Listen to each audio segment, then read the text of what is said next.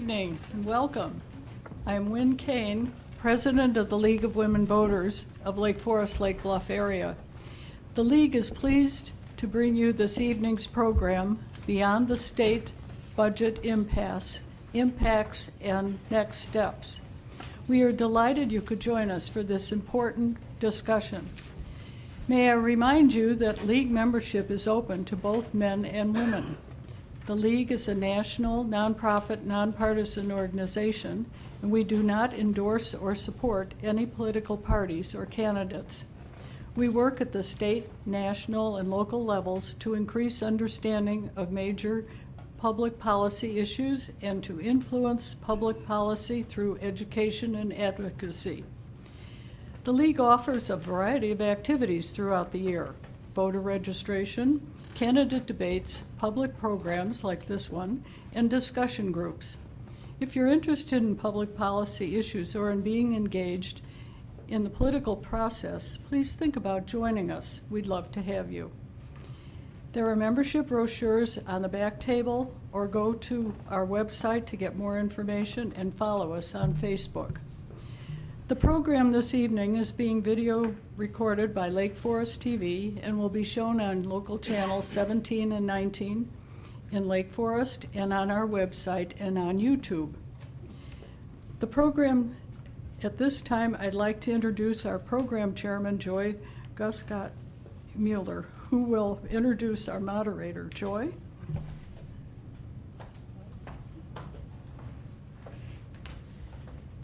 Thank you, Wynn. Hello, my name is Joy Guscott-Mueller. I am co-vice president of program for the League of Women Voters, and I'd like to welcome you here this evening. I'd like to thank my co-vice presidents of program, Carol Gale and Sharon Borg, and all of the volunteers that have worked to make this evening a success. As a program vice president, I want to let you all know that we have a climate change interest group that meets monthly at Starbucks on Western. It's the fourth Thursday of every month at 5:30, and we meet for 1 hour, and we learn about and discuss issues related to climate change challenges in our community and throughout the country and the world, and we invite you to join us. As I think Wynn indicated, the League of Women Voters is open to both women and men, and we hope that you will consider being a member of the League of Women Voters if you aren't already. This program is being videotaped, and it will appear both on YouTube and on Channel 17, as well as on our website. And you can go to lwvlflb.org and find all of the videos of programs that we have held over the last several years. Some of our speakers have also brought handouts with them that were at the front desk when you signed in, and you can also access those if you don't remember to pick one up or you don't have one. You can access those at that site as well. I wanted to just brief you on how the question and answer process takes place at a League of Women Voters event.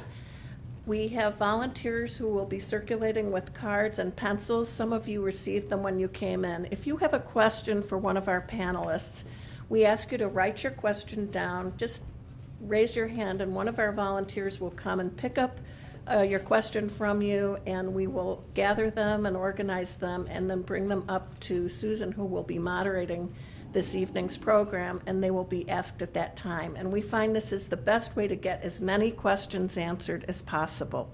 So thank you for your participation in that way. And so I would now like to introduce our moderator for the evening. Susan is a past president of the League of Women Voters, so she is no stranger to this process. And I'm sure she's no stranger to most of you in the audience who are from Lake Forest and Lake Bluff, because Susan Garrett is a former state senator who represented the 29th district from 2003 to 2013. She previously represented the 59th district for 4 years in the Illinois House of Representatives. She became the board chair of the Illinois Campaign for Political Reform, ICPR, in 2013. ICPR is a nonpartisan nonprofit advocating government reform through educational events, legislative initiatives, and technology tools for voter engagement. Senator Garrett earned her bachelor's degree in political science from Lake Forest College and resides in Lake Forest with her family. She is the current chair of the Illinois Campaign for Political Reform Board and a good friend to the League of Women Voters. And I ask you to join me in warmly welcoming her this evening as moderator of the program. Thank you. Well, thank you, Wynn, and thank you, Joy, for that warm introduction. Welcome, everyone, to the third in a series of League programs addressing Illinois' budget and fiscal policy. Today, we have three experts who will be discussing fiscal policy beyond the budget impasse. First, we have Sarah Wetmore, and I'm going to read her biography and put on my glasses so I don't mess anything up here. Sarah Wetmore is Vice President and Research Director of the Civic Federation, which is an extremely reputable organization in Chicago. She's Vice President and Research Director. Sarah Wetmore oversees all of the Civic Federation's research efforts. Sarah joined the Federation in 2006 and is previously the Civic Federation's Director of Communications, managing all media and public relations in addition to directing the redesign of the Federation's website. Sarah earned her Master of Arts degree in the Social Sciences from the University of Chicago in 2004. Her 2005 Johnson Prize winning thesis, the 2001-2002 Crisis and Democratic Stability in Argentina, used a case study methodology to explore the effects of the 2001 politico-economic crisis on Argentine democracy. Prior to joining the Civic Federation, Sarah worked as an analyst at a boutique investment consulting firm and at DePaul University. She holds a BA from Knox College, where she graduated magna cum laude and has a Phi Beta Kappa, and won the Dean Acheson Prize for Outstanding International Relations Major. Sarah serves as a trustee of the Government Research Association. Next, we have John Bowman, and I'm going to quickly read through John's resume, his CV. John has been president of the Shriver Center since 2007, having been the leader of its advocacy program since 1996. John was a leader in the design and implementation of positive aspects of Illinois' welfare law in 1997, and he spearheaded the statewide efforts in Illinois to create both the family care program, which provides health care insurance for up to 400,000 working poor parents of minor children, and all kids, the first state plan to extend health coverage to every child. He has consulted and co-counseled with advocates in many states, helped draft numerous pieces of legislation, given hundreds of presentations, published extensively, and served as counsel in numerous federal and state cases. He currently is working on state-based implementation of federal health care reform and leads the Responsible Budget Coalition, an effort bringing together more than 200 diverse organizations to advocate for the state revenue and budget reform in Illinois. Before joining the Shriver Center in 1996, he worked for 2 decades at the Legal Assistance Foundation in Chicago, where he supervised public benefits advocacy. A 1975 graduate of Valparaiso University School of Law and former board member of the Chicago CTA, John currently serves on the boards of Illinois Partners for Human Service and the Center for Law and Social Policy, is a member of the National Advisory Committee to the United States Census Bureau on Race, Ethnic, and Other Populations, and co-chaired Chicago Mayor Rahm Emanuel's Summer 2014 Working Group on the Minimum Wage. Oh, it's a lot. Nice work, John. Okay, and then Julie Morrison, who will be with us by video. I'm sure you all know about her, but I will read some of her outstanding achievements. Julie Morrison was elected Senator of the Illinois 29th Senate District in November 2012 in her capacity as a state legislator. Morrison makes protecting Illinois' most vulnerable among her top priorities in Springfield. Senator Morrison is chair of the Human Services Committee, is chair of the Senate Subcommittee on Fracking, and holds a seat on the Appropriations 2, Environment and Conservation, Gaming, Government Reform, and the Transportation Committees in Springfield. She's also a member of 2 subcommittees, Consequences of Federal Policy and Oversight of Medicaid Managed Care. She's recently been appointed to the newly formed Advisory Council on Early Identification and Treatment of Mental Health Conditions. Morrison was born in the downstate community of Beardstown, Illinois, and graduated from Knox College. Prior to her election to the Senate, she was supervisor of the West Deerfield Township, a position she held for 15 years. And she will be joining us soon. You'll see her picture on one of our screens. She's in Vito. Oh, she's there. Oh, hi. Welcome. She's 260 miles away. It's amazing what technology can do. Well, the state has signed off on a budget, and after a 2-year impasse, we find that even with a budget, our fiscal problems continue to persist. For instance, we have a $16 billion, not million, but $1 billion in a backlog of bills, the highest ever reported. And this is what I got from their website today. So every day it changes, and this is the highest it's ever been. Our pension issues have not been resolved. Our projected revenue, even with a tax increase, will not cover expenditures moving forward, and Medicaid expenses continue to grow. So what are we to do? That's what we're going to figure out tonight. Our experts here tonight will give us some proposed solutions and options for the General Assembly to consider. And then Senator Morrison will give us a sense of where Springfield stands on these proposals. So let's get started. We will begin with Sarah Wetmore from the Civic Federation.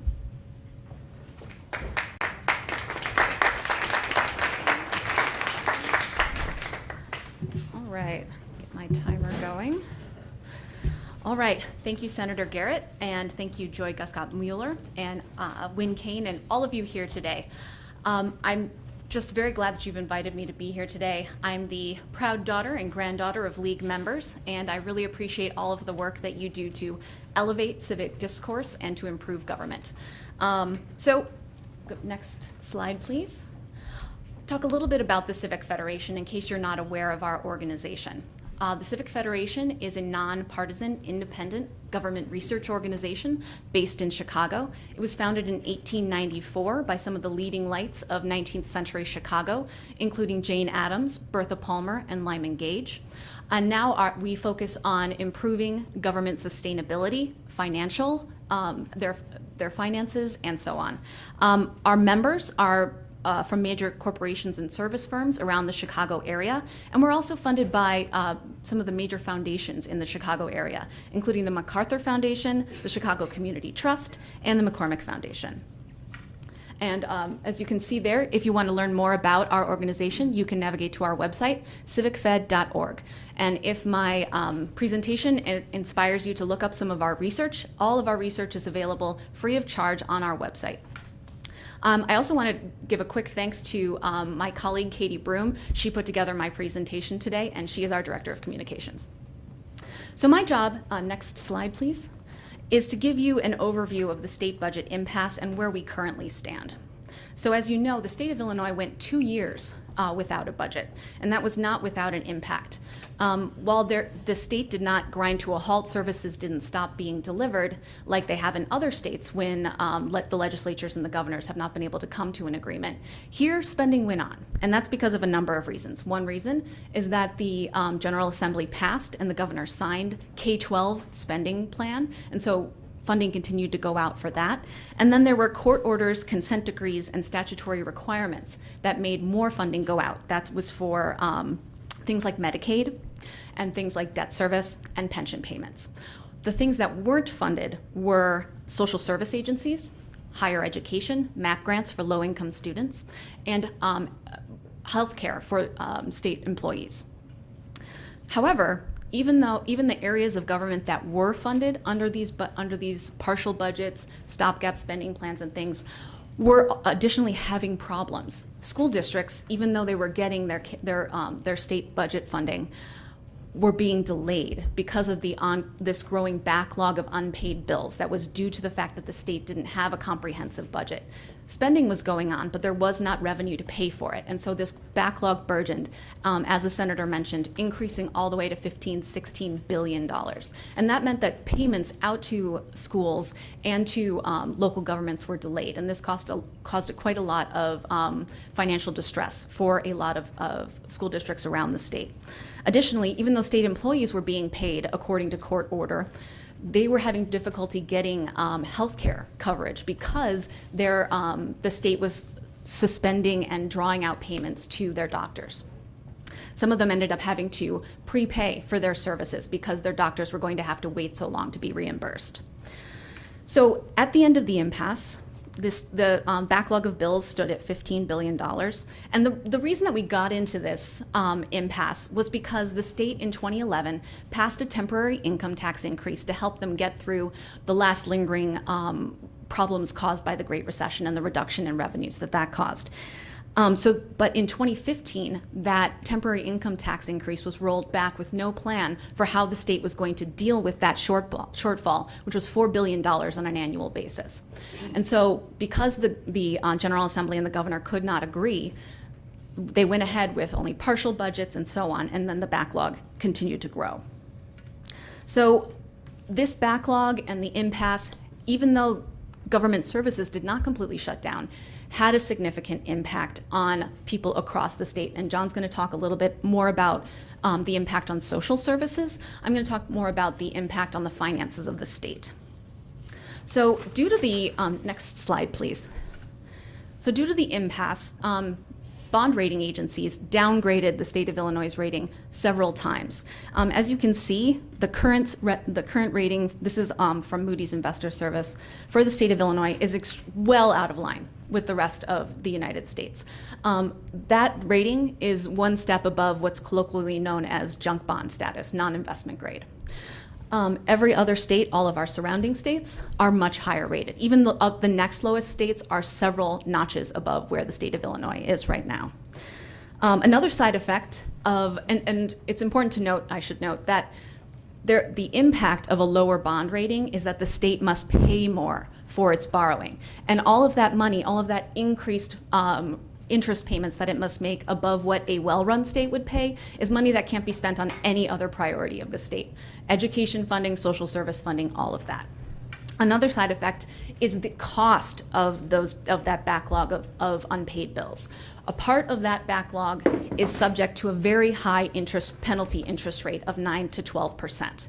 And that accrues on some of the bills owed to different vendors. And that means that the state has been racking up hundreds of millions of dollars in payments on this backlog that they didn't need to make.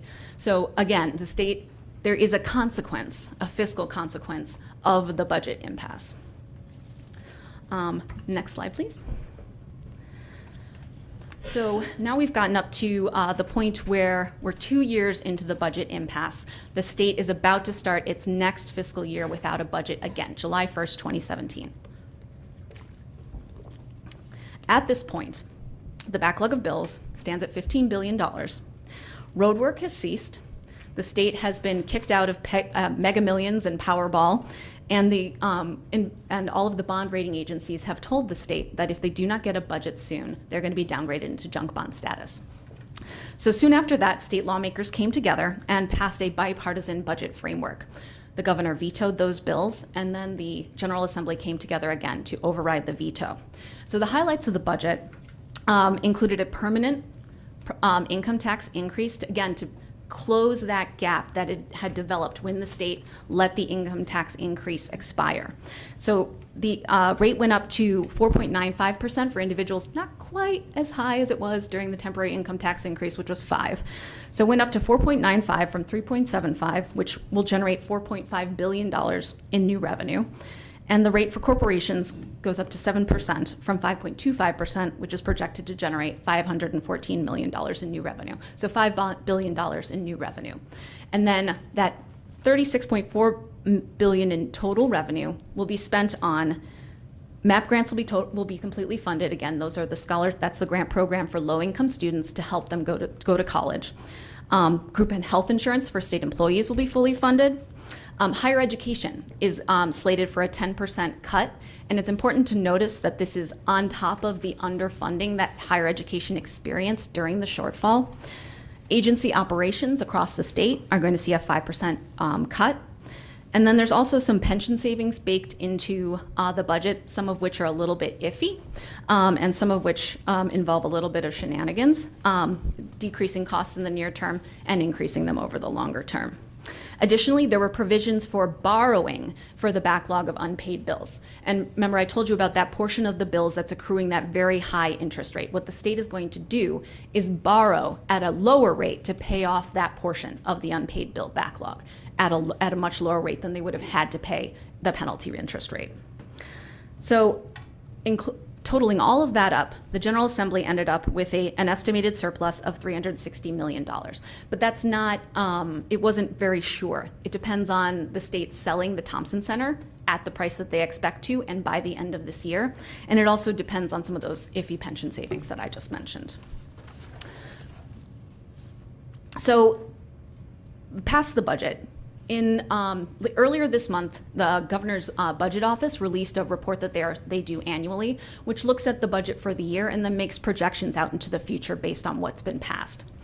And they looked at the budget and made some updates, and what they have found is that they think that the budget has a $1.5 billion shortfall rather than a surplus. And that's mostly because of a decrease in projected revenues. The budget that was developed by the General Assembly did not have the benefit of having the amount of information that the governor's office does now. The full year's information on revenue rates for fiscal year 2017. So they ratcheted down their projections for what the state will bring in revenues next year. Additionally, they're projecting some increases in expenditures, and that's related to the borrowing that they're going to be doing for the unpaid bills. And finally, the state pension funds have come up and said that there's no way for them to implement some of the pension reforms that have been passed by the General Assembly by the end of this year. So $500 million in savings that the General Assembly's budget had been counting on will not materialize this year. It'll have to happen several years from now. All right, so that's the FY18 budget. Next slide, please. All right, so one of the takeaways I'd like you to have is this, that the FY18 budget is not a panacea. It's not, it is an extremely important step in the right direction. It's a really great step forward for the state to have a budget. I can't tell you how incredibly destabilizing it is for all of the different people who are served by the state, all of the different agencies that depend on the state, local governments, not to have a secure budget to depend on, that there were stopgaps being passed and so on. So actually having a budget is a good step forward. Increasing revenue to balance that budget is a great step forward. However, the state is not done. There is much more work that the General Assembly and the governor are going to have to do to balance this budget and to balance the budgets going forward. So another one of the unresolved issues, besides whatever the deficit ends up being this year, is that there's a whole rest of the backlog of unpaid bills that's not being borrowed for. How is that going to be paid off? And then there's also figuring out what exactly those pension savings are going to generate. The change is the creation of a tier 3 of pension benefits for state employees. It's also important to keep in mind the long-term impacts of this budget impasse. It took the state many years to get into its current fiscal situation. It's going to take years to get back out of it, and a lot of difficult choices by people across the state. Social service agencies, universities, and other organizations have cut staff. They've dug into their reserves. They've had to do borrowing, and it's going to take them some time to recover from this as well. And the governor's projections that I talked about that he released earlier this month show the bill backlog starting to grow again if nothing is done, because the projected increases in expenditures for the state are going to outpace the way that revenues are projected to grow. So those are projected to grow to $13.7 billion again by 2023. Now, that is a strong improvement from the previous projection, which had projected that they would grow to $47.1 billion by 2022 before the budget was passed. But there's still a lot of things that need to be taken care of. Next slide, please. All right, so I was also asked to do a little bit of an explainer on what was changed with the school funding formula with the budget process this year. I just want to give a short disclaimer though. The Civic Federation is not an education policy organization. I can explain the general outlines of how the school funding formula changed, but if you've got a really specific question about how it's going to impact your local school district, I'm not your person. There are some really great explainers up on the Illinois State Board of Education's website though. Their PowerPoint presentations and self-guided tutorials and so on. So after 2 years with no complete budget except for school funding, this summer Illinois basically flipped. It passed the FY 2018 budget, but there was a provision in there that said that K-12 school districts would not get their funding unless the state also passed an evidence-based formula. So completely the opposite, where previously K-12 was being funded and nothing else. So we had the prospect that everything else would be funded, but not K-12, unless the state could pass an evidence-based funding formula. So this evidence-based model was meant to replace the old model, which is universally agreed to be old, outdated, insufficient, not providing enough funding, not providing it equitably. So the evidence-based funding formula will change it from a situation where state funding is based upon a foundation level that is the same for every student across the state. Doesn't take into account that some districts have higher levels of low-income students, have higher levels of English language learners, have higher levels of special education students, or the fact that it costs different amounts to educate a child around the state. Teachers cost different amounts around the state. So the new evidence-based funding formula will take that into account. Basically what it does is it sets an adequacy target individually for each district, taking into account all of those things I just mentioned. Then they take a look at what the state provided, and there is a hold harmless provision whereby no district will get less from the state than what it got the previous year. Takes what the state gave them, takes what they can possibly produce locally based on what their property tax base is, and then compares it to what their adequacy target is. And so the further away you are from your adequacy target, you get put into Tier 1. Tier 1 gets the first funding, first dibs, most funding, and then Tier 2, Tier 3, and Tier 4. So that's basically how the evidence-based funding formula works.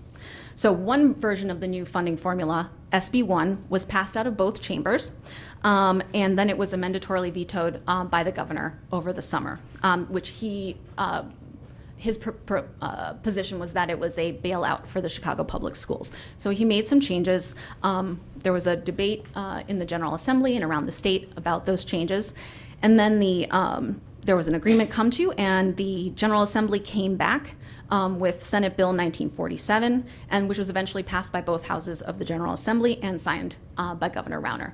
Many of the provisions that had been included for CPS were continued into this new bill. And then there was a new provision, well, several new provisions, but the one that got the most attention was a 5-year pilot program offering up to $75 million in tax credits to individuals or businesses that donate to private school scholarships for low-income students. So this is the new funding formula going forward. There's going to be $350 million in new funding from the state that will be doled out through this new funding formula. And then the next year, if the state is able to provide more funding, again, that goes first to the schools in Tier 1, which are furthest from their adequacy target, and then from there on out. All right, next slide, please. And I don't want to take too much time, but I can talk a little bit about the specific provisions for CPS, but in order to move things along, if you want to ask me a question about it, I can talk about it, but otherwise I'll move on to my final thoughts.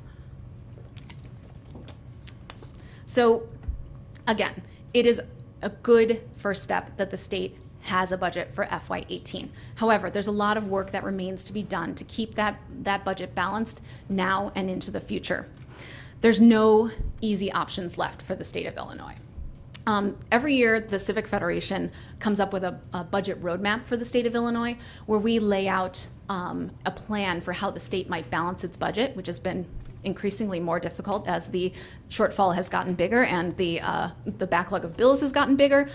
But what we do is we provide an outline for expenditure limitations, and then look at the size of revenue increases that might be necessary to balance the budget.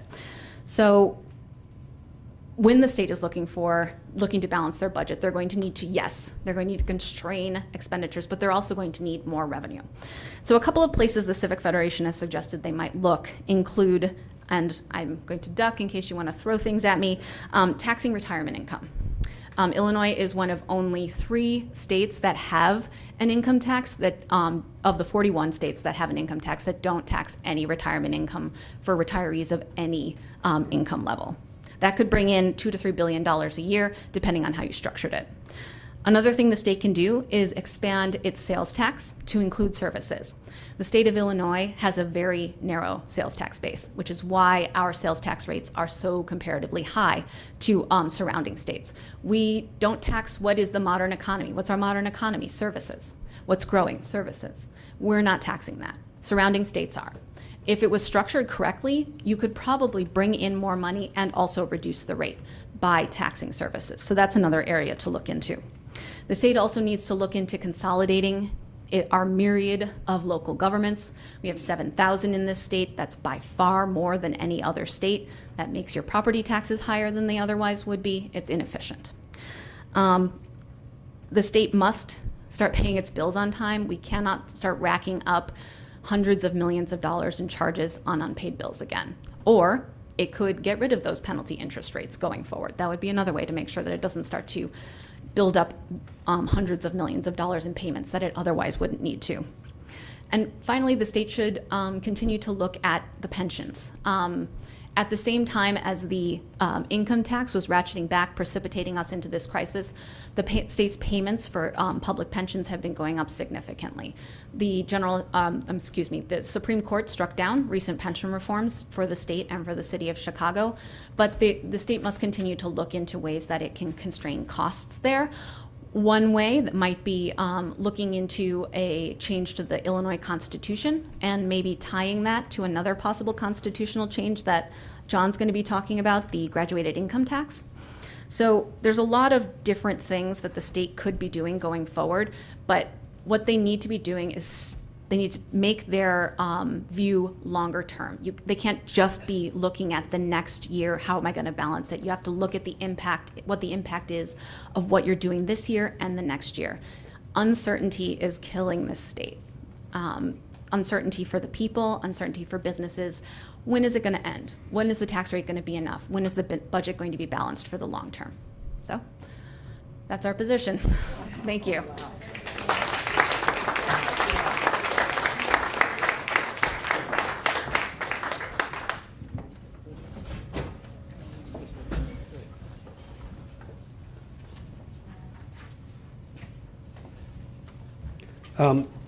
Evening.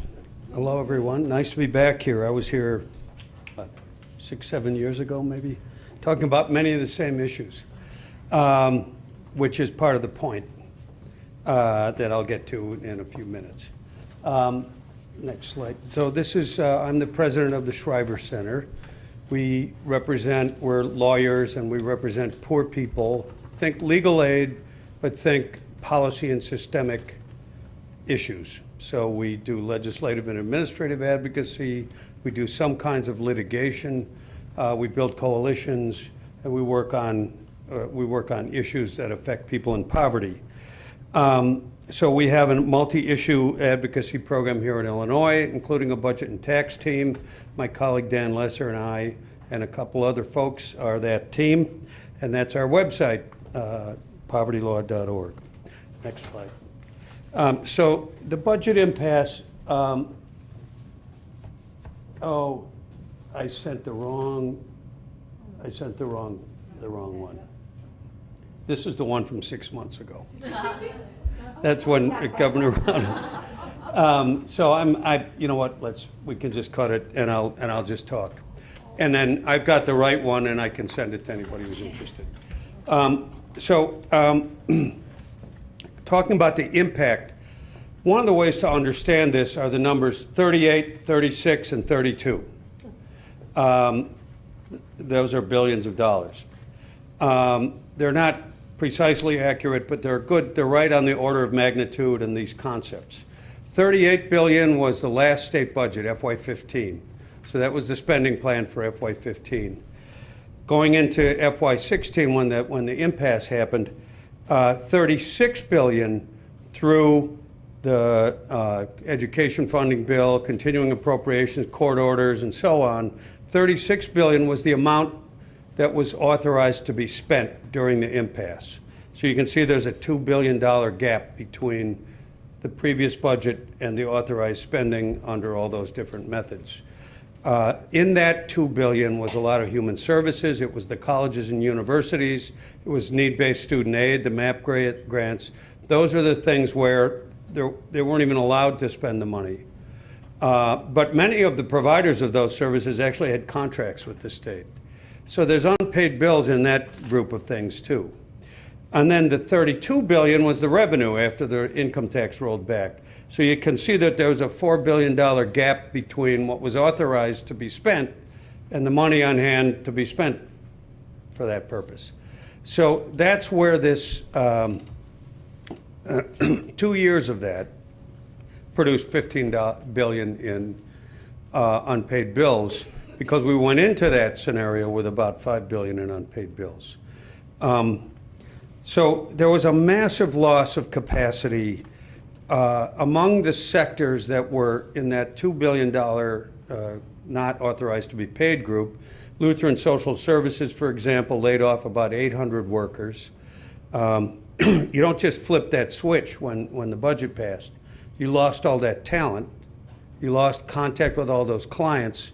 They literally shut down their drug and alcohol treatment programs. They were the leading provider. A lot of after-school violence programs and so forth, as if we don't need those things. The 15, and the annual interest that Sarah mentioned on the 15 billion or part of it, that's penalties for late bills under state law. So you're paying 8 to 12% for late payment of certain kinds of bills, including Medicaid bills. It makes more sense to borrow the money on the open market at 3% or whatever it is. And you can see right away that you're going to start to save some of that money, although you wouldn't have to pay any of it if you paid the bills on time. 42,000, just a couple numbers to give you some flavor for the impact here and the need to rebuild this thing. 42,800 fewer enrolled people in public colleges and universities in just the Chicago area. And another tens of thousands out in the rest of the state. 30,000 fewer kids received child care. Their family did not receive child care subsidies. That's what enables mom to go to work. Thousands, about 10,000 or so, domestic violence victims were turned away from shelters because of lost capacity. 90% of homeless service providers had layoffs, program closures, service limitations, hours limitations, the different ways that they had to tighten the belt. And completely devastated whole sectors like community mental health. This is what's making Cook County Jail the state's largest mental institution. There's nowhere else to go with people. There's no treatment places in the community. Anti-violence programs, after-school programs, drug and alcohol treatment programs, and so forth and so on, job training programs. So this stuff has all been blown up, either reduced or stopped. But it's all, nobody argues that it's not needed. And just in terms of popularity, people want the state to support things like that, bipartisan basis. Now, there is $5 billion in new revenue when the income tax went to 4.95%. And it's permanent this time. So it's not going to roll back. I mean, they can always cut it, but they have to pass a bill to cut it. So that's a massive, major step in the right direction, as Sarah said. But it's also really clear that it's not enough to rebuild this infrastructure we've lost. including our colleges and universities, to pay the bills and to make smart investments that we can't even start to talk about, like early childhood programs that have 13% annual return on investment with very good data for this now. It's an extremely smart thing to do. We don't have the money to do it. Preventive health care is another thing. Costs a little money up front, pays you back on and on going forward. We did reform the education funding law, but it's not funded, right? So we've got a nice structure now that's better than the old one, and it's just kind of sitting there waiting to be funded. So Illinois in general is not on a path right now that fixes this, right? We're not on a path to get out. And we're just going to have this annual problem and multiplying pain. So we convene a group called the Responsible Budget Coalition, now over 300 groups from many different sectors. We have a lot of allies we work with who are not actually in the Responsible Budget Coalition, but we coordinate strategy, like with the healthcare providers and things like that. And we have three principles, right? And that's what unifies us. That's where everybody's self-interest is, even though we squabble over other stuff and some of them really hate each other. But we all agree on these things. No further cuts to vital programs and services. Secondly, adequate revenue to sustain vital programs and make smart investments. And thirdly, to the fullest extent you can do it, fairness in the raising of the needed revenue. We stay out of the weeds. Individual groups get in the weeds on policy details, but to keep this coalition together, we stay on those principles. Now you ask, no cuts to vital programs? How can we get out of this without cutting? And well, so first of all, we are, like everyone should be, we're against waste and fraud. And you should get rid of as much of that as you can find, and you should do that when we're living large, when we're not in a crisis. You should always do that. We're for that. But that's no kind of order of magnitude. That's a whole different conversation.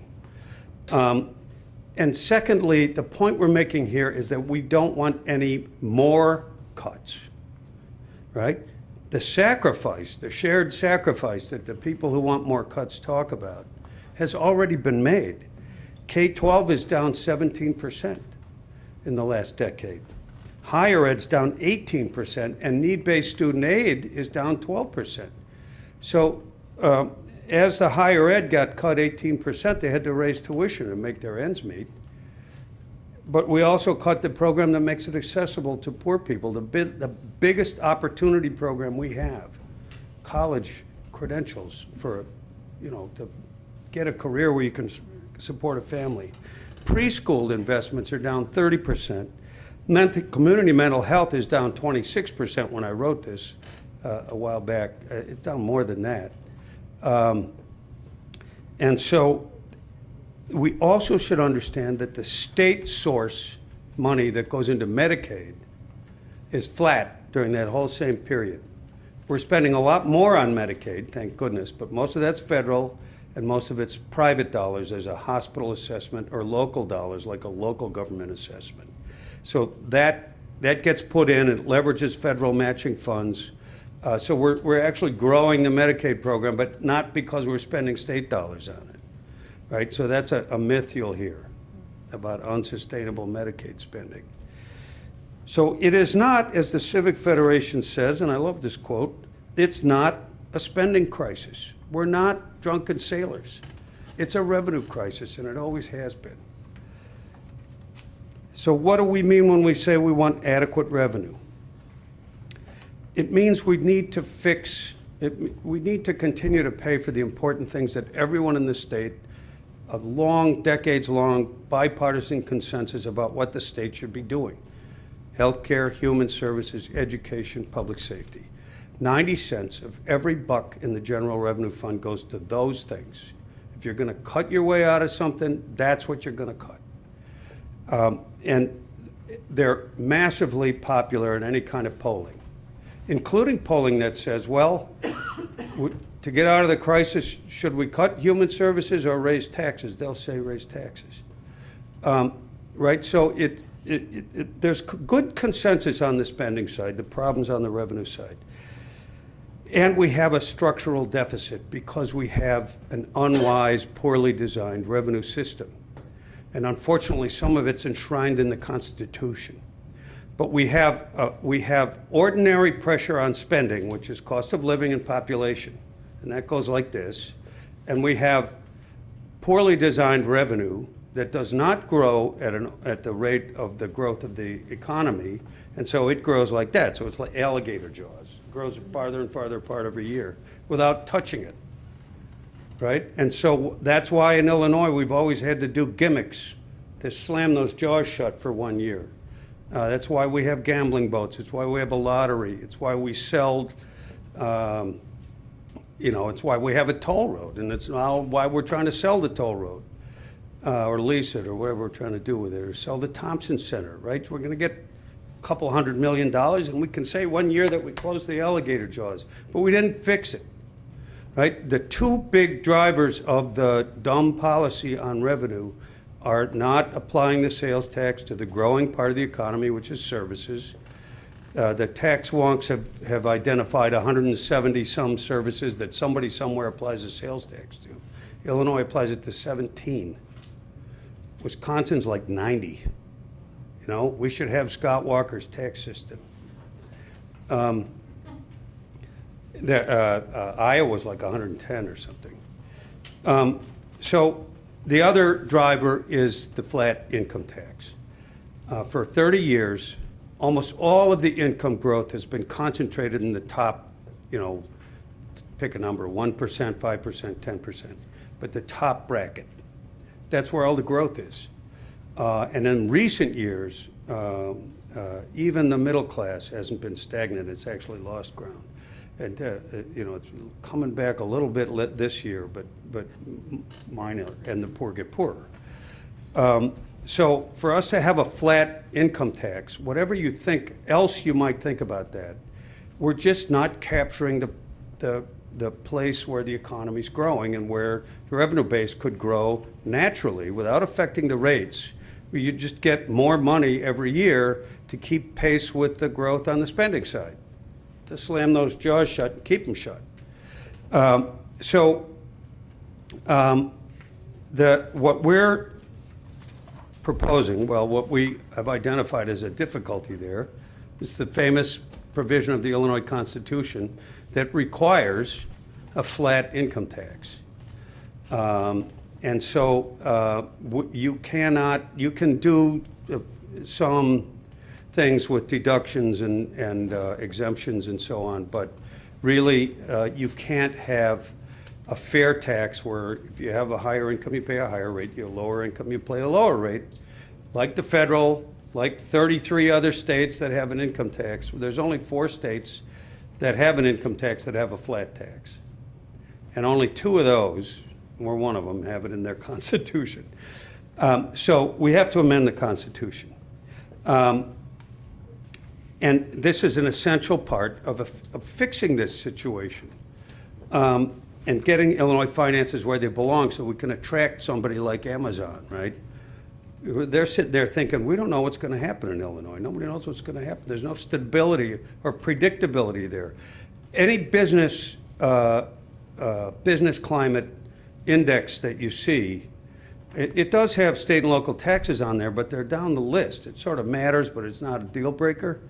What's most important is predictability, stability, so that you know what's going to happen so you can plan. And then an educated workforce, where we've been going about blowing up our colleges and universities. So the amendment to repeal would simply change that requirement and allow a progressive income tax. It wouldn't put any details in the Constitution. It would just take away the requirement that it be a flat tax. What the strategy would probably be would be to pass a bill in the General Assembly that says, here's the tax structure contingent on the Constitution being amended, so that when people vote on the amendment, they know what's going to happen to them, right? You can't use petitions for this kind of amendment. It has to be a resolution in the General Assembly with 60% majorities in both chambers. There's no veto. The governor can't veto it, but you need the same majority as you would need to override a veto. You need 60%. So it's that similar kind of roll call for the override on the budget. The deadline is May 9th, which is 6 weeks or so after the primary. So if legislators don't want to, they don't have to come out of the closet before the primary. And then if it gets on the ballot, it's on the ballot November 9th. And there you need 60% of those voting on the question, or 50% of people voting in the election, whether or not they voted on the question. Here's the impact. The leading version I've seen of the tax bill, this was tried 4 or 5 years ago. It stalled for various reasons, but the bills that were circulating then are also still the leading type of proposals. That stuff is kind of up for grabs, how many brackets, what the rates would be. But if you get into reasonable parity with our surrounding states that have this, once again, Scott Walker's Wisconsin has a progressive income tax, so does Iowa, so does Kentucky, for Pete's sake. You could raise about $2.5 billion more than we raise now to help with these chores of digging out from really decades of unwise policy, but also the impasse. And cut taxes for 80 to 90% of the people in the state, right? Think of it, we permanently moved the tax to 4.95%. 80 to 90% would pay that or less as their income tax. So you could say to the people of Illinois, most of you voters, I'm giving you a cut. But we're going to raise revenue overall to help get out of these problems and fund the services that help you same people that we're giving a tax cut to. And by the way, we could fund the education reform. So I'll stop there.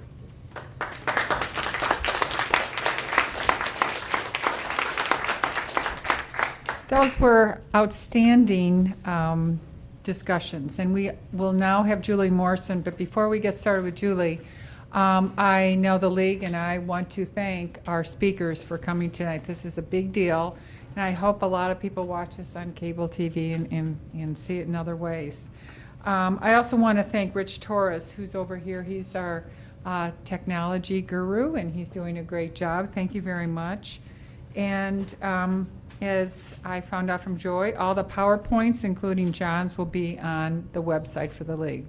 And give me that address. lwvlflb.org. I know you all know that by Send heart. the right one first thing. Okay. Okay. And then with that, we would love to hear from Senator Julie Morrison in Springfield. Here she is. Thank you, Senator Garrett. Am I on?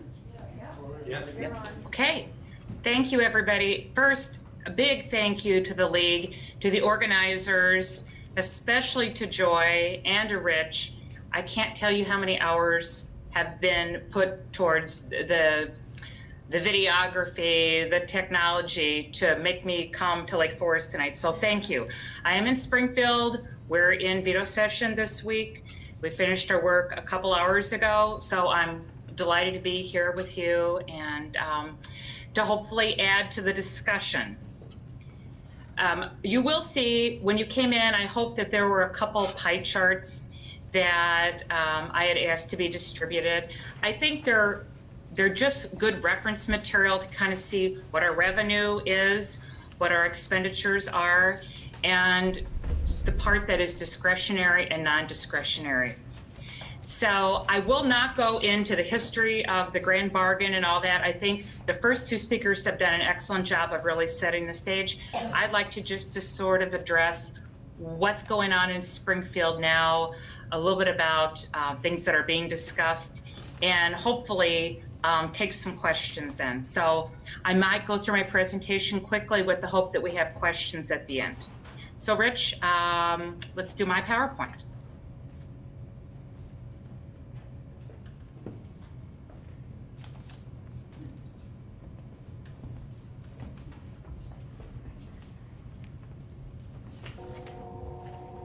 Okay. Oh, sorry for the pauses here. I'm really trying to make sure that we're all looking at the same thing. I wanted to talk about some of the outstanding issues that we are discussing in veto, and obviously when we come back in January for the regular session. Some of the FY18 budget pressures, as has been remarked, the governor's office just released information that they believe that the 2018 budget is out of balance, $1.7 billion. The administration believes the revenue projections will be lower than expected, as well as the savings that were projected from the pension reform. That included the new Tier 3 savings, simply because the policy will not be in place in enough time for any real savings to be recognized. I'd like to point out here that all 4 caucuses, as we were developing this budget, used the same revenue projections, all 4 in the House and in the Senate. And the budget that was finally delivered to the governor and that was made law is the same number that the governor requested from the General Assembly on February 15th when he made his budget address to us. So with this shortfall, the governor has already cut about $156 million, give or take, from this budget. A lot of it has been human services, which you heard John discuss. Funding for after-school services, homeless service prevention, refugee social services are among some of those things that once again are being cut. We don't have a lot of information coming from the governor's office, and it's a little unclear whether and how we will be addressing the potential budget deficit. One of the problems that we've had, and I think you've maybe seen this in the paper recently, is the fact that agencies are able to keep some bills on their desk. In other words, a bill becomes due, but it may not go to the comptroller for payment right away.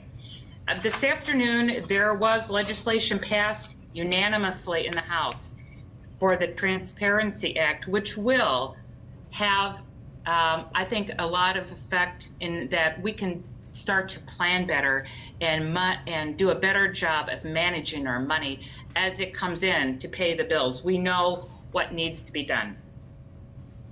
Basically, bonding, which we gave the governor the ability to do, is going to be refinancing some of this debt. We are allowing $6 billion in bonding. I believe he's already bonded out $1.5 billion. A lot of that probably will go towards paying down some of the health care bills that are long, long overdue. We, I think, are at 3.5% what we're going to have to pay for the bonds. However, it's a lot better than 12%, which is what we are constitutionally, as you heard, required to pay vendors who have already given services and goods to the state. And they are racking up 12% interest rates on their debt. The long-term pension debt, there's been some really good discussion about this already. You all know that in 2011, we went to a Tier 2 form of pensions that will make a huge difference. However, even in the last couple of years, when we've tried to have some very positive reforms, the constitutionality of them has been struck down. Recently, though, we did implement a hybrid Tier 3 pension option that sort of blends the pension benefits with a 401k style program for new hires. But anything else that's going to be substantial is going to require a constitutional amendment. Illinois' pension obligations continue to put pressure on our budget and decrease the available funds that could be spent on education or human services or just paying down bills. Now, Medicaid funding. Wow. We are waiting to see what happens. We're waiting for the other shoe to drop. Literally, a repeal of the Affordable Care Act is going to be a huge loss of economic activity across the country. And in the first year alone in Illinois, we are projecting a loss potentially of $4.2 billion in federal funds from Medicaid and in the marketplace subsidies. We have over 600,000 people in Illinois who are covered by the ACA's Medicaid expansion, and probably around 250,000 more which were covered under the marketplace exchanges. This is serious money.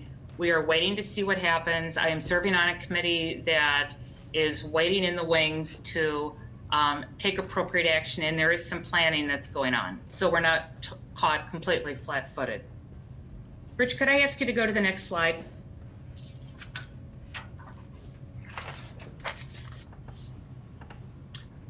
Unpaid bill backlog. So from December 2012 until early 15, the backlog of bills was decreasing modestly every month. That's when there was an increase in tax. But since early 2015, our backlog has skyrocketed. $16 billion is probably about right. And that breaks down to over $1,200 per Illinois resident. That's including children, every man, woman, and child. It's an astronomical amount. About $3 billion in bills is a typical 30-day payment cycle, and Illinois is way beyond that figure. And we owe numerous vendors and small businesses across the state for services they've already performed and goods they've already delivered. One of the biggest flaws, as I mentioned, in how Illinois budgets is done is that the state agencies essentially can hide overdue bills from the comptroller. And by holding on to those bills, she cannot correctly and accurately identify our liabilities. There's just no way you would run a business like that. And I fail to see why it makes any sense for the state to. As I said, the House, overrode the governor's veto unanimously. I think it was 112 to nothing. And I expect the Senate to take this matter up when we come back on November 7th.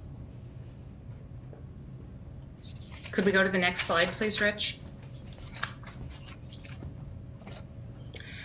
How Illinois' tax rate compares. You had some really good information given to you from the two previous speakers about Illinois' tax rate. But I love this slide because it shows Illinois, and I hope that the screen is big enough so you can all kind of see it's sort of a periwinkle color. It's a little bit old slide, but if you look, you can see where we are and how we compare to other states. 34 states have a progressive income tax. 9 states have a flat, and 7 states have no income tax at all. Some of the states with a progressive income tax have the highest tax rate applied to a really low income. So look at Missouri. The highest rate is 6%, but it starts to apply to incomes at $9,000 a year. Even with the income tax increase that was instituted earlier this year, Illinois' rate still remains below Missouri, Wisconsin, and Iowa. This is a really good chart. I'm going to try to have this available for you later so that if you want to download it from the League's website, you can. Could we go to the next slide, please? Again, another good visual, the top tax rates in key states. The top income tax rates in many comparable large states is near or higher than Illinois, including California, 13.3%. Wow. Oregon, 9.9. Minnesota, 9.85. New Jersey, 8.97. New York, 882, Massachusetts at 5.1, and Michigan at 4.25. And the next slide, please. Illinois, as you heard, is one of 10 states, I believe, that exempt all pension income and all federally taxable Social Security income from taxation. A majority of states do not tax Social Security income, while pension income tax policies vary from state to state. But most states exempt pension income from taxation to a certain level, protecting the lower income residents. So if that's the only income you have and you are very low income, most states do protect that. Now, we're gonna watch a quick video and then hopefully go to questions. This is put together by the Illinois Economic Policy Institute, and it just highlights some things that have been mentioned this evening, the tax differences between Illinois and our neighboring states. The video was composed before the increase to 4.95, so sorry that it's a little old. The video does break down the differences in income tax structures and sales tax structures. And that's really helpful as we're discussing tax policies and what we might be considering going forward. So Rich, could you start the video for us? There's a widespread assumption that taxes in Illinois are terribly high, much worse than our neighbors. But is this accurate? The bipartisan Illinois Economic Policy Institute recently compared the tax situation in Illinois to our neighbors, and the results of this examination might be surprising. Let's have a refresher on basic taxes in Illinois. Illinois has a flat tax, so no matter how much you make, your rate is still the same, 3.75%. Illinois does not tax retirement income.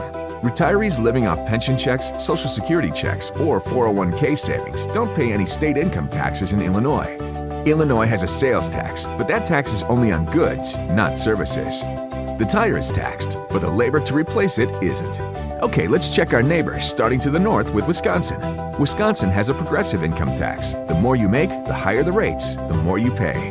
Wisconsin's tax rates range from 4% up to 7.65%. Wisconsin taxes retirement income. Wisconsin has a sales tax and taxes goods and services, such as admission to amusement parks, athletic, entertainment, and recreational places, internet access, landscaping and lawn maintenance, dry cleaning, and even car repair.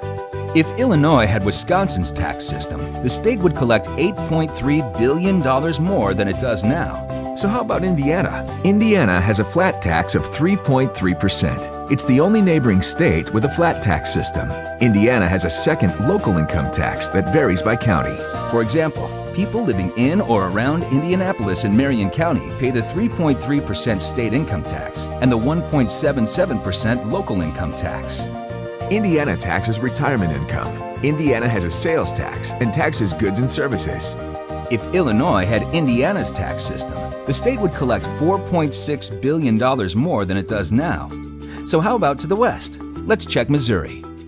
Missouri has a progressive income tax with rates ranging from 1.5% up to 6%. That top 6% tax bracket kicks in once you make $9,000 a year. So basically, everyone in Missouri pays around 6%.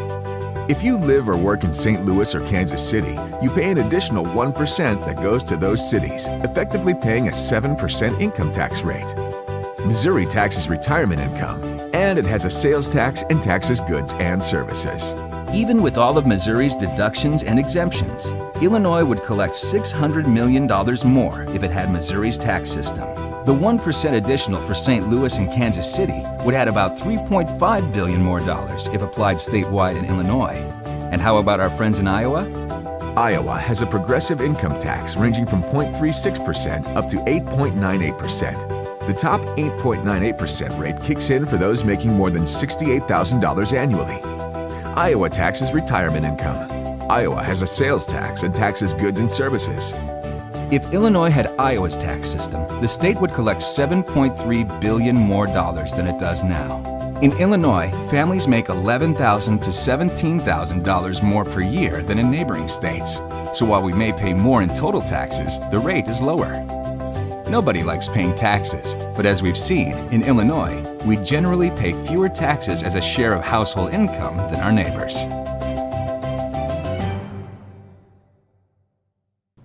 Welcome back. Got it. Thank you. I thought there was a question. I'm sorry. No, The mic was totally off for us. I think the last part of my PowerPoint is just contact information. Please feel free to reach out. I hope there's questions that we can address. So I'd like to turn it back to you, Senator Garrett. Okay, so I have a lot of questions on the graduated income tax. And the first one, and I'm going to let everybody respond to this. Why not a graduated income tax? John, do you want to start? And we'll go to Sarah, and then we'll go to Julie. Well, I'm for it, so. But Are there any reasons that we the shouldn't go reason we for it? don't have it is because it's such a high, it's very hard, and it should be hard, to amend the Constitution. So for some reason, the framers in 1979, was it? 1970? 1970, sorry. Decided to put that in there. And so it's very hard to put a roll call together. It's very easy to oppose any revenue because people don't like taxes. So it's a risky thing for a political official to do who has to face elections. So it's incredibly popular. It polls very well among all demographics, including Republicans, downstate, whatever, 60, 70%, sometimes 80. I think it's just inertia and the difficulty of getting over that hump of passing a roll call that's going to need Republican votes on it, and going to get people primaried as a result the next time around. So that's why it's hard. But that's why we need people to support it. And I think the crucible we went through, the budget impasse, brought to people's attention what state government actually does, which I don't think people sort of differentiated very well before that. And it also brought to the fore the need to do basic reforms, to just get our house in order. And finally, I think I'll say, people should also understand that the one tax in Illinois that is out of line is the property tax. That's not a state tax, that's a local tax. And the pressure on the property tax is because of the inadequate investment made by the state in things like schools. And when the state pulls out of things like human services, it comes to roost where people live, on the ground, right? So you either have to pay for something locally or you have to suffer a quality of life problem. So let me just add on to that. So do you think the Responsible Budget Coalition could, in fact, generate enough support to put pressure on lawmakers and educate the public? So you're not just saying how difficult it is to get them to sign on. You know, every state can do their own type of progressive tax. They don't, it isn't like a cookie cutter thing. And I think if people were educated, they could see the benefits. Is that something the coalition that you are associated with would be able to do? Yeah, we'll find out if we're able to. We certainly intend to do our level best to do that. It's a very tricky atmosphere because there's also a gubernatorial election that would be on that same ballot. And that'll bring a lot of people out. yes, and also you can, as a 501c3, a nonprofit, my organization cannot and does not take sides in contested elections, but we can work substantive ballot initiatives, right? That's kind of like lobbying, so you can do that to a certain extent. So it would bring out groups like that and other kinds of nonprofits, church groups and so forth, service providers, to help if we get to the electoral phase. But we don't get there until we do the legislative phase, which is more of a sort of traditional kind of lobbying campaign, build a roll call, and it's really that same roll call that passed the budget and overrode the veto of the budget, you're going to need, somewhere 4, 5, 6, 8, 10, 12 Republican votes, most likely downstaters. There are now, a lot of them are lame ducks now. So they don't have to worry about elections. And this vote won't be till after the primary. So maybe the time is right, too. And I know the league is supportive of, I'm guessing, a progressive tax. Is that true? Yes. So the league could also do some of that activism to get people educated.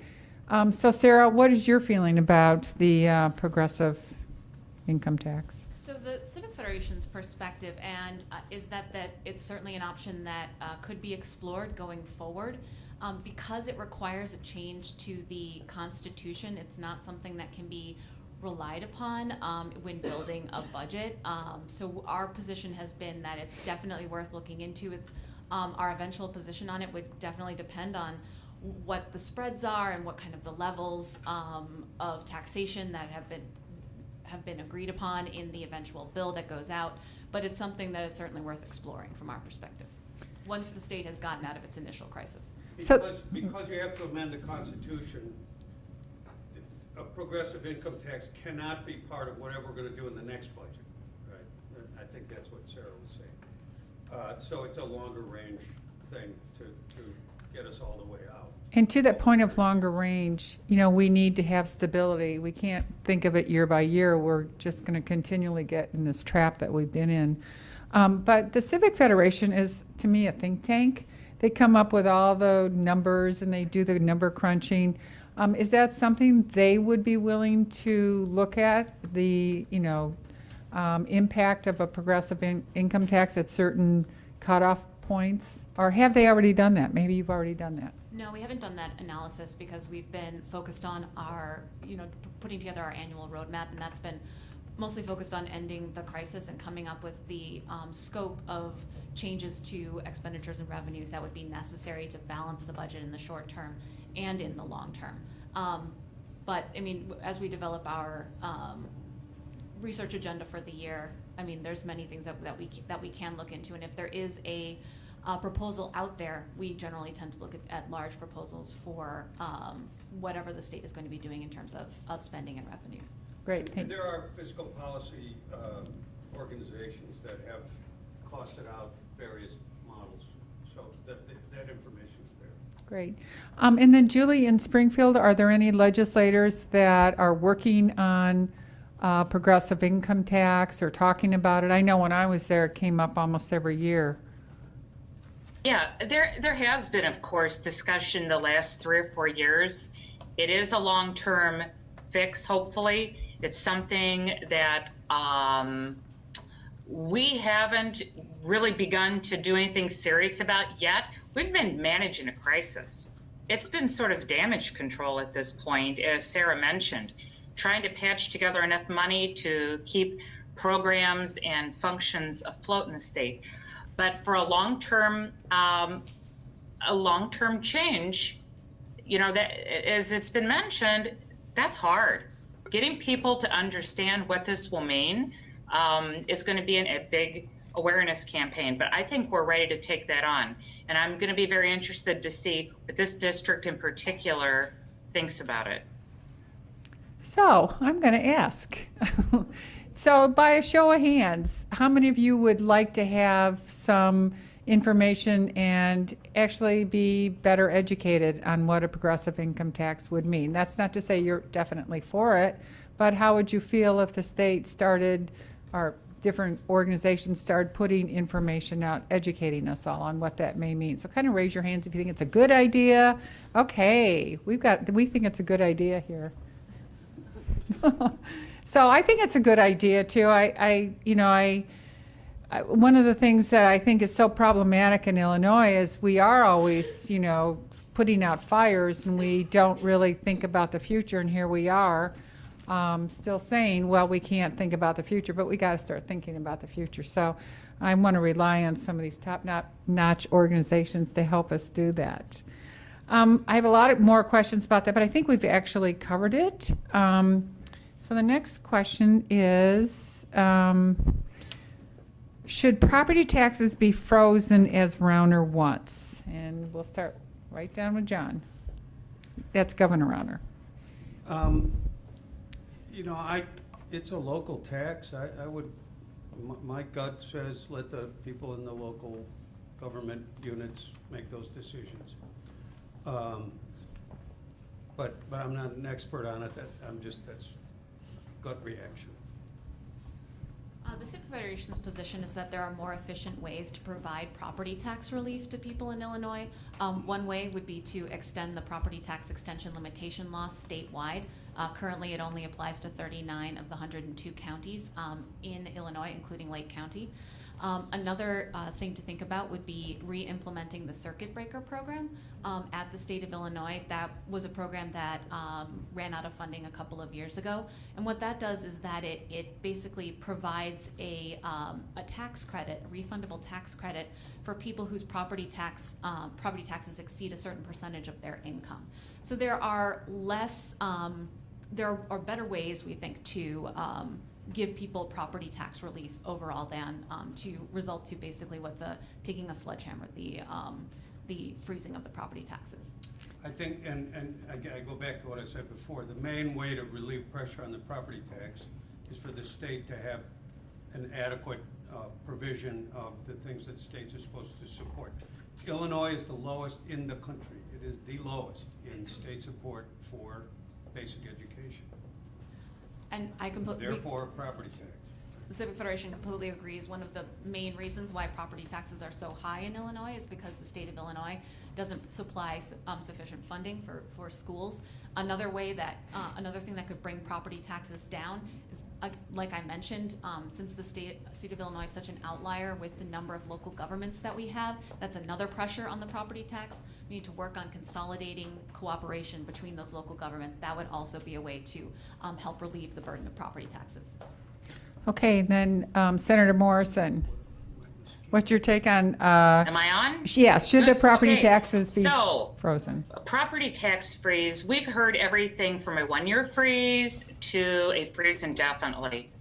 I'm of the mind that if there was a freeze for 1 year, probably we could limp through that. 2 years, you'd see a lot of strain on some of your local governments, but people in those communities would really see what their property taxes were paying for.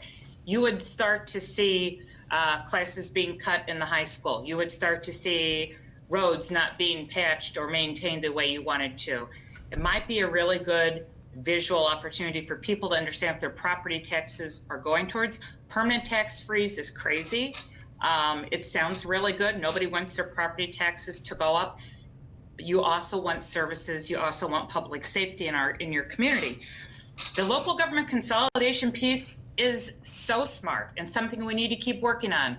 I was a sponsor on a couple 3 bills this year, especially township government, which I was in for 15 years. There's definitely ways to consolidate and make that more efficient and smarter. We need to start making these local levels of government justify their existence. If you can't justify your existence, you shouldn't be there. You shouldn't be asking for tax dollars. So I'm going to continue to work on that this year. Senate Bill 3 was a really good demonstration of some start of that. 607 was my bill, and that looked at local road districts in townships. So we need to empower local residents to make those decisions, whether or not they want to have that body of government. Thank you. The next question's for Julie, but I'm going to ask everybody. Do you think sales tax on services is likely to pass? Do you think it should pass, maybe? And would it improve our budget problems? John, we know where Well, the problem with the sales tax on services is that it's a different political problem for every one of those taxes, right? So if you're going to tax, for example, a round of golf, or if you're going to tax dry cleaning, or if you're going to tax lawn service, unless you do it all at once and it's part of a big package, you have a different fight with different interest groups, different lobbyists, different campaign contributions. different alignments of people. For each one of those different, 100 some odd, it's something we do need to do. It's one of those big things we need to fix. But that's what makes that one hard. I think Speaker Madigan calls it the death of 1,000 pinpricks or something like that. They're trying to, but anyway.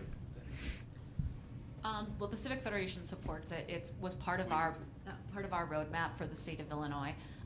But it is going to be difficult. It's not an easy lift, but none of these things are easy lifts. Trying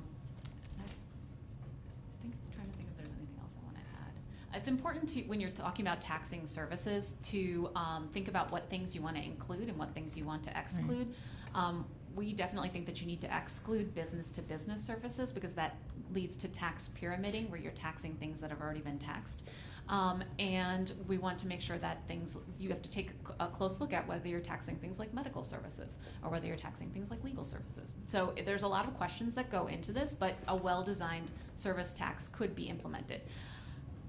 But theoretically, it's never been done in practice. In Illinois?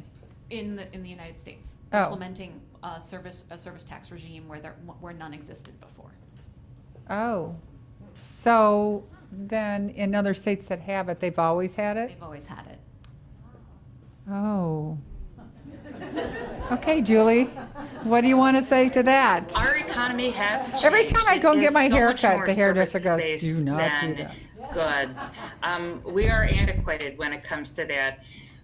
In last January, we started with this grand bargain scheme, and one of the components of that was using what we called the Wisconsin model of taxing services. It had everything from manicures to oil changes to, you saw some of those things in the video. Special interest groups came in one at a time and started picking off, no, you can't do that, no, you can't do that, no, you can't do this to the lawn care service, no, you can't do this to, we finally ended up, I think tattoos were the only thing that didn't have a strong enough lobby to come in and get it removed. So unfortunately, we just couldn't get it done. We need to look at it again. We need to come up with something that provides some stability, because that's what businesses are asking for. We need a menu of options, I think. Well, if it's broad enough base, if it applies to enough things, you can lower the rate. Yeah, you have to make the argument. Again, it's educating people so they understand. Yes, when I go get my hair cut, my hairdresser says, when they were talking about the service tax, like, he's get the scissors close to my neck. I said, oh, we'll talk about it later. Anyway, I'm going to move on to another fun topic, and that's the pension. This is a great question. What's the plan for fixing the unfunded pension crisis? Everybody knows the answer to that, right? Why don't we roll back pensions to where they would have been without end-of-career salary spiking? And whoever answers this first should talk about end-of-career salary spiking if you don't know what that means. And a lot of people might not. So, John, do you want to start, or Sarah? Yeah, I'll start because I'm going to defer to Sarah on the important technicalities. Just to say this. The state has enough in the pensions now to pay the actual pension payments to pensioners, currently retired teachers and so forth.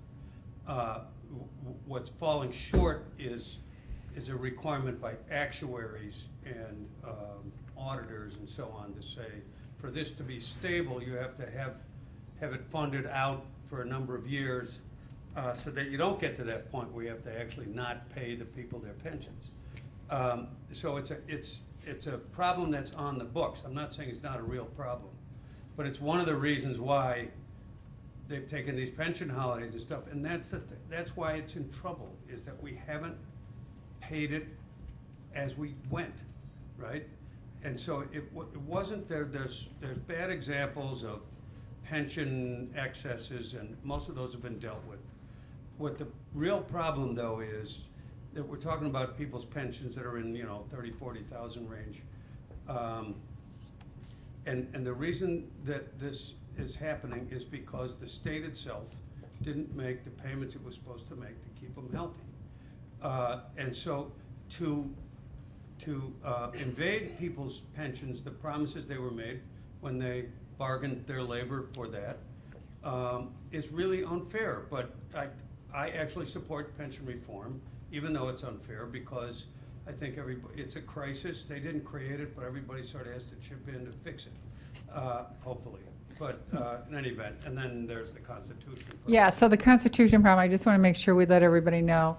No real change with a pension funding can be made just through legislation. It has to go through changing the Constitution. And the other thing that some of us, I didn't know till maybe 10 years ago, was that even if the state goes bankrupt, the pension payments are paid first. So there is a high priority within the Constitution to keep them secure. So again, it's a lot of education, a lot of activism needed by groups if we're going to do anything. Sarah, your turn. Okay, so the Illinois Constitution states that public pension benefits are a contractual obligation that cannot be diminished or impaired.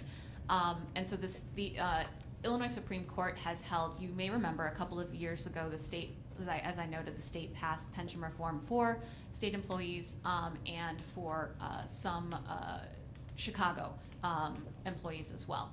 Those went into litigation and were brought before the Illinois Supreme Court, and the Illinois Supreme Court ruled that those changes couldn't be made no matter how dire the situation was for that, no matter how dire the fiscal situation was for that government. And so what they held was that the pension benefits that are granted to an employee the first day of their employment are basically what holds the rest of their career. They can only be increased. They cannot be decreased, is essentially what the Supreme Court has held, which is why there's now a discussion that the only way to reform pensions going forward could be to change the Constitution in some way, to change that provision that says they cannot be diminished or impaired, whether that be limiting it to accrued benefits or some other change. So that's one of the things that's being discussed right now. But what's going on is that the state is on a 50-year funding plan to get those pensions to 90% funded. They've got 27 years left in the plan. The plan was backloaded. It started in 1995. They had a 10-year ramp where they were contributing well under what would be necessary generally as calculated through an actuary. As John mentioned, they had numerous pension funding holidays and other sorts of shenanigans throughout the years, which means, the pension funding plan is backloaded. The years have been significant and steep increases in the contributions. And for the last several years, they've been able to make, the state has been able to make those contributions without borrowing and so on, but it's taking up a quarter of the state's general fund in order to make those pension payments. And so the question is, can the state maintain that level of dedication to the pension funds going forward while still funding all of the other priorities that we have? Thank you for the explanation. So, Julie, you had mentioned in your opening remarks that there's a new law that was passed having to do with new hires. They have an option with a 401k. Did I hear that right? Yeah, it hasn't been implemented yet. It was part of, I believe, we passed it in with school funding. I think it's interesting to note that about 25% of state employees now are in Tier 2. So so for the audience, it's a long-term problem. We didn't make payments, and the spiking was an issue. And we continue to see outliers who will continue to violate the law and pay a penalty. And school districts in particular tend to do that. Even though there is a financial penalty attached, we still see some, not that far from where we are tonight, that do that. So it's been addressed. So the 401k though, is that something that can make a impact on our overall the path we're going to take as it sort of goes into, how can I say it? So will it make any difference in the way we fund our pensions ever? Or is it such a small, now I see that it's not in, it's not really being implemented, right? Right. No, it's not in effect yet, really. We do think it's something that is going to save some money. A 401k will deflect some of the payments into the pension system as well. So, So if I'm a new hire with the you know, state, I have the it's all to be option? determined. Yeah, okay. Well, it's good to know that that is out there. Well, and another part of Tier 3 is increasing cost sharing to the local governments, so to the teachers' retirement system and the state universities' retirement system, where the state pays for suburban and downstate teachers' benefits. They're also, through this Tier 3, increasing the amount of cost sharing to local districts. So the local districts will have to start picking up the normal cost of new hires whenever this new Tier 3 goes into effect. So it seems like things are starting to bubble up on that front. Well, like the senator said, it remains to be seen when Yeah. it goes into effect, and each of the different pension funds has said that they're going to need some time to put it into effect because there's some choices. People who are hired on or after January 1st, 2011, the Tier 2s, have the ability to choose whether they want to join Tier 3.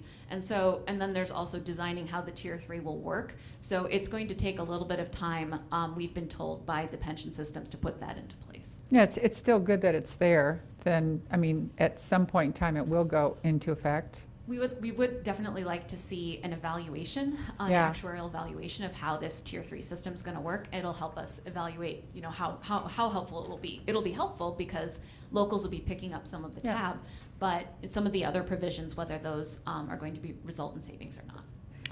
Okay, one of our last topics. Do you think retirees are likely to leave the state if the state passes a tax on retirement income? And I think that the answer to that is that some will and some won't. Or they'll, you know, if they got a place in Florida, they'll say that's now my main place of residence or something like that. But there'll be some of that.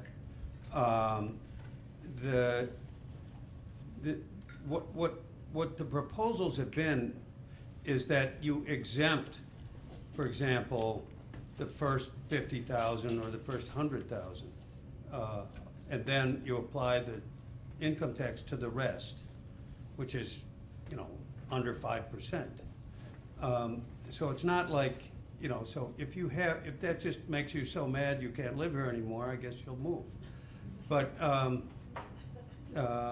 there's other taxes in Florida, and they have hurricanes. And if you go to Texas or California, California they don't have has water. fires and earthquakes. Sarah? And there's a lot of different reasons why people decide to move. Taxes are only one of them. You know, where do you have a job? Where do your kids live? Where do your grandkids live? And so on. So there's also the fact that unless you move to another state that doesn't impose an income tax, you're likely going to be moving to another state that taxes retirement income. Yeah. Julie, sales tax on retirement income. Are we going to see an exodus? Susan, of all the different taxes we've talked about, I think that that's the least palatable one in Springfield right now. I think people are hear from their constituents. I've had a handful of people come in to me and say, sure, go ahead and tax it. I mean, I'm fine. I'm not going to move. I would say that's a minority. People that retire make plans to do so. They budget their retirement cost, and they plan on that particular income. I think that's going to be by far the hardest tax to institute for a change. Great, thank you. And this is the final question. Since there's so many of us from Lake Forest here, it says, at the City of Lake Forest, the Forum on October 3rd, here at Gorton, the schools and city said a freeze would impact negatively on the quality of education and